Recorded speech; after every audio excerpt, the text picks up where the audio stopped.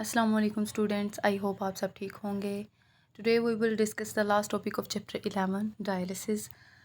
Last time हमने kidney disorders पढ़े थे, उसमें किडनी स्टोन और उसके ट्रीटमेंट्स पढ़े थे और किडनी फेलियर पढ़ा था। आज हम किडनी फेलियर के ट्रीटमेंट्स पढ़ेंगे कि किस तरह इसे ट्रीट किया जाता है। इसे दो तरीक़ों से ट्रीट किया जाता है।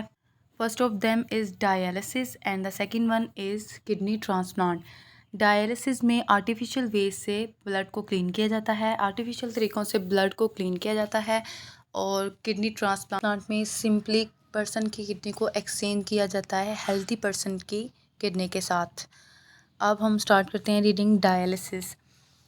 Dialysis means the cleaning of blood by artificial ways. There are two methods of dialysis. Dialysis का मतलब है ब्लड की क्लीनिंग करना, साफ़ करना ब्लड को आर्टिफिशियल तरीक़ों के साथ। इसके दो मेथड्स हैं, peritoneal dialysis and hemodialysis. First of all peritoneal dialysis.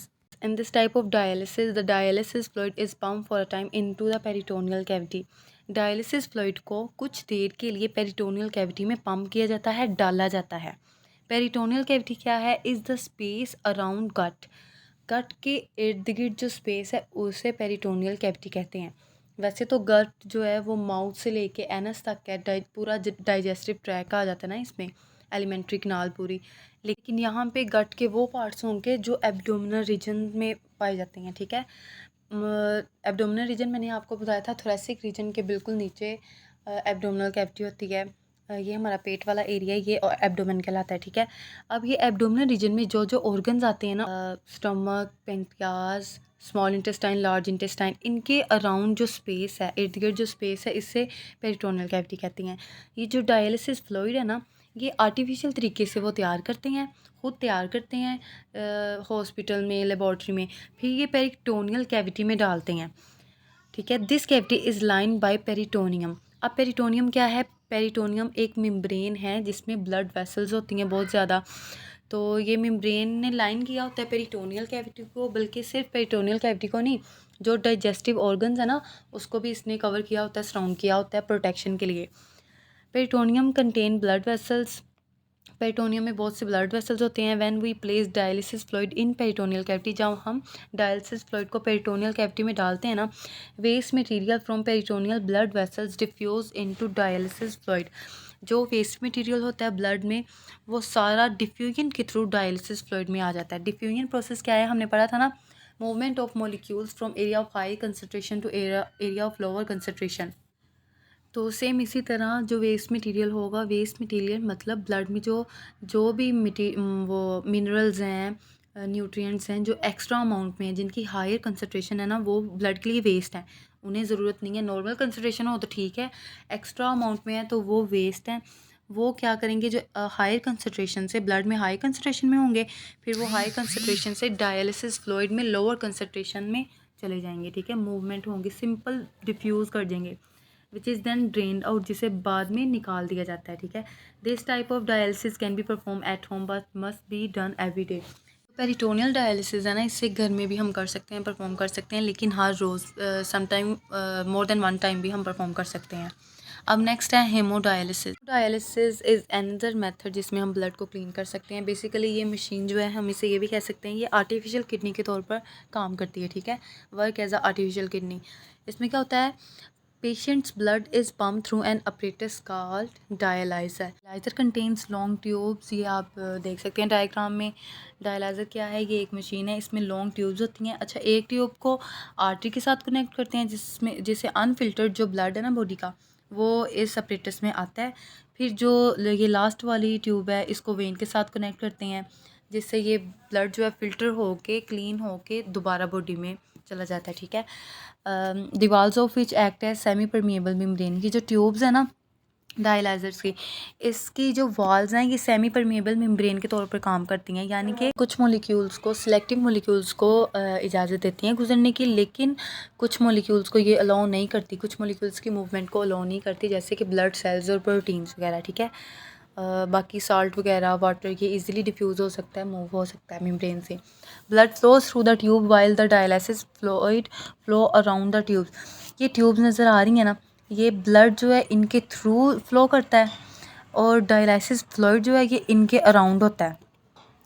Blood ने जैसे जैसे इन ट्यूब्स के थ्रू मूव करना है ना, फ्लो करना है, तो ये जो इनके अंदर एक्स्ट्रा वाटर होगा, वेस्ट होगा, साल्ट सोल्यूट जो भी होंगे ना, ये जो ट्यूब्स हैं इनके अराउंड है उनमें डिफ्यूज़ हो जाएंगे, इजीली मूव कर जाएंगे from blood to dialysis fluid, ठीक है। The cleansed blood is then return back to the body. जो साफ ब्लड होगा, फिल्टर्ड ब्लड होगा, क्लीन ब्लड होगा, वो क्या बॉडी को रिटर्न कर दिया जाएगा थ्रू, ये देखो डायग्राम में दिखाया भी गया, blood from dialyser to vein, vein के थ्रू दोबारा बॉडी को रिटर्न कर दिया जाएगा। The hemodialysis treatments are typically given in dialysis centre 3 times per week।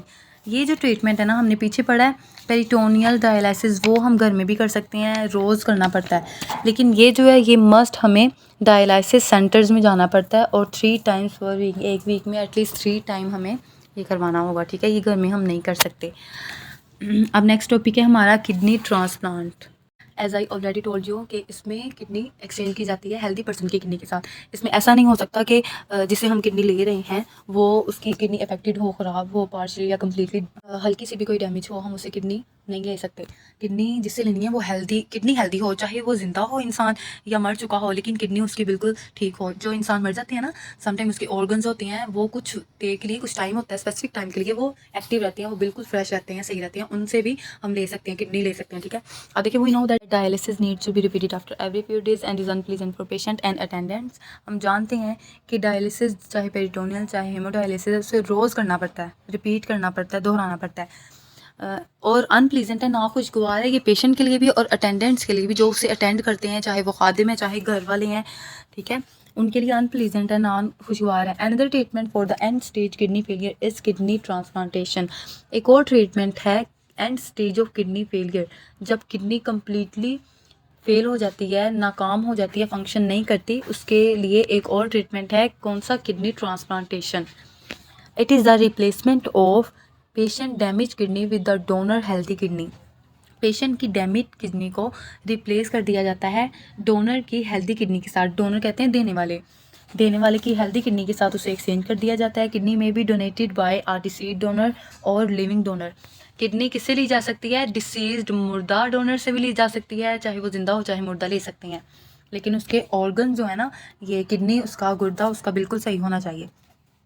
The donor may or may not be a relative of a patient. Donor चाहे relative हो या ना हो, किडनी एक्सचेंज कर सकते हैं। Before transplant the tissue protein of donor are matched.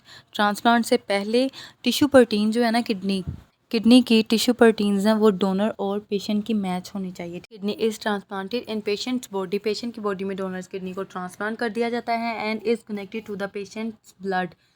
Patient के blood से और यूरिनरी सिस्टम से कनेक्ट कर दिया जाता है, ठीक है। यूरिनरी सिस्टम पूरा, यूरिनरी ट्रैक्ट किसी भी एरिया में, मतलब ऊपर नीचे थोड़ा बहुत हो सकता है, एग्जैक्ट चाहे किडनी जहाँ थी पहले वहीं पे ना भी हो, कोई मसला नहीं, यूरिनरी ट्रैक्ट में कनेक्ट कर सकते हैं। The average life time for uh donated kidney is 10 to 15 years. 10 to 15 years तक जो डोनेटेड किडनी है ना, वो ठीक रह सकती है। उसके बाद जो है दोबारा ट्रांसप्लांट की ज़रूरत होती है, दोबारा किडनी ट्रांसप्लांट करनी चाहिए। When a transplant fails, the patient may be given a second kidney transplant। अगर ट्रांसप्लांट फेल हो जाए तो फिर पेशेंट को सेकंड किडनी ट्रांसप्लांट की जाती है। In this situation the patient is treated through dialysis for some intermediate time. उस सिचुएशन के थ्रू डायलिसिस जो है ट्रीटमेंट वो किया जाता है, चाहे हेमो चाहे पेरिटोनियल, ठीक है। प्रॉब्लम आफ्टर ट्रांसप्लांट में include transplant rejection, infections, imbalance. अगर ट्रांसप्लांटेशन सक्सेसफुल भी हो जाए ना, तो कुछ प्रॉब्लम्स का सामना होता है, जैसे ट्रांसप्लांटेशन रिजेक्शन, रिजेक्ट कर देती है बॉडी, इन्फेक्शंस कॉज हो जाता है यूरिनरी ट्रैक्ट में, बॉडी साल्ट की इम्बैलेंस हो जाती है। इसलिए जो इंसान की खुद की किडनी, जो ऑर्गन्स वर्क करती हैं, तो एक दफ़ा वो डैमेज हो जाए, ख़राब हो जाए, फिर चाहे किडनी ट्रांसप्लांट चाहे डायलिसिस, फिर वो एफिशिएंट वर्क तो नहीं ना करते। वो फिर ठीक है, ज़िंदा रहने के लिए गुजारा करना होता है, चाहे ट्रांसप्लांटेशन सक्सेसफुल भी हो जाए, ये प्रॉब्लम्स का सामना करना पड़ता है, ठीक है। I hope you all understood this topic very well. If you have any question then just leave a message, I'll reply to you. कल इंशाल्लाह हम नेक्स्ट चैप्टर स्टार्ट करेंगे। अल्लाह हाफिज़।